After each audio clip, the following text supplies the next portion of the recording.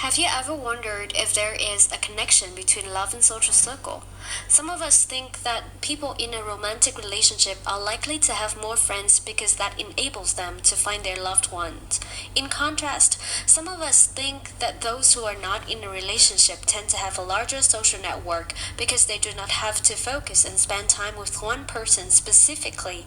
To know if either of these assumptions are true, we decided to research what are the differences in social network of Fulbright students in romantic relationships and those who are not.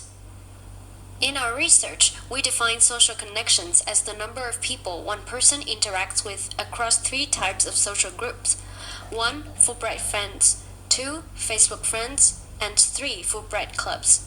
To answer these questions, we have three hypotheses. 1.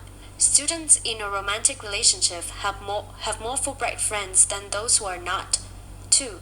Students in a romantic relationship have more Facebook friends than those who are not. And 3. Students in a romantic relationship join more Fulbright clubs than those who are not. Accordingly, we have one big hypothesis: students in a romantic relationship have more social connections than those who are not. Here is what we have found after analyzing the data. This data is measured by the total of social friends, study friends, and chit-chat friends, subtracting the overlaps. We visualize this set of data on a histogram. We can see that it is not normally distributed. In both groups, the number of Fulbright friends are mostly in the range of 5 to 50. We also visualize the data on a box plot graph. However, we can see that the two confidence intervals overlap with each other, which means that there is no significant difference between two groups. Therefore, we can confirm the null hypothesis and conclude that there is no correlation between the romantic status and the social connections of Fulbright friends. Interestingly, we have the same results with the two other variables. As you can see, the graphs of the Facebook friends and Fulbright clubs also show that the confidence intervals between two groups overlap with each other. Consequently, we can confirm that the romantic status does not correlate with the social circle.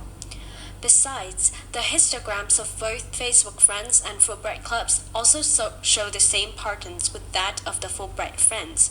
They are all non-normally distributed. From these findings, we conclude that there is no difference in social connections between Fulbrighters who are in a romantic relationship and those who are not.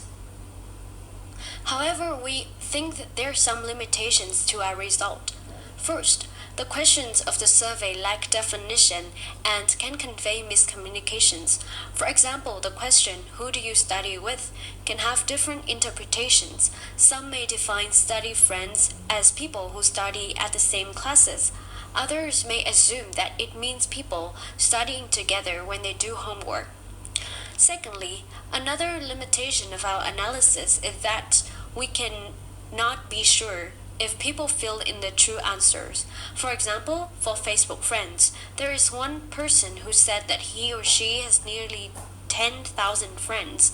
However, the maximum number of friends that a person can have on Facebook is only 5,000. We do not exclude this outlier, and it might significantly influence the result of the data.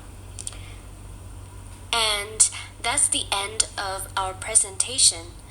This is the work from Team 4 of QR class on Friday, including Minh Tâm, Việt Anh, Thùy Trang, and Quỳnh Trang. Thank you for watching.